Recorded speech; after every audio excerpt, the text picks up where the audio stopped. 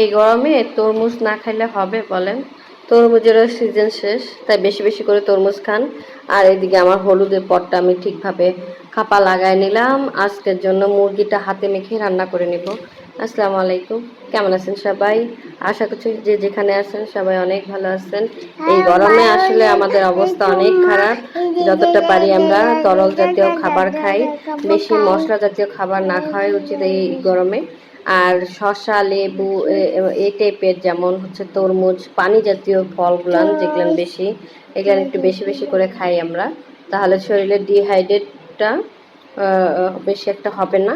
যেহেতু এখন অতিরিক্ত গরমে অনেকে হিট স্ট্রোক করতেছে, শরীরে অনেক সমস্যা হচ্ছে পানি স্বল্পতার কারণে। তাই চেষ্টা করবেন একটু পর পর পানি খাওয়ার, আর এতে শরীরটা আপনার শীতল থাকবে ভিতর থেকে। দুপুরের জন্য আমি মুরগি হাতে মেখে রান্না করব আজকে।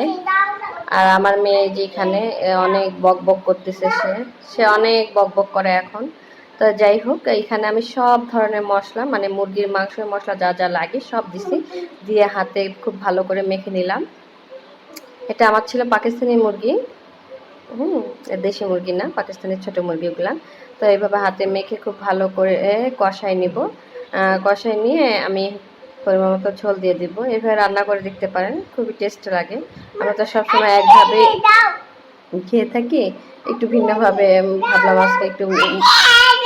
বেশিরভাগ সময় মুরগির মাংসটা তো কষায় রান্না করি, তাই ভাবলাম আজকে হাতে মেখে রান্না করি। আর মেয়ে খুবই দুষ্টুমি করে, এখন যা চায় তা না পাইলে এরকম চিল্লাচিল্লি করে। এইদিকে আমার মুরগি রান্না হয়ে গেছে, আবার পাতলা করে ডালও রান্না করে নিয়েছিলাম। আর এখানে শসা আর লেবু কেটে নিচ্ছি। আমার শসা লেবু ভাতের সঙ্গে খেতে খুব ভালো লাগে। আজকের ভিডিও এ পর্যন্তই। সবাই ভালো থাকবেন আর পাশে থাকবেন। খোদা হাফেজ।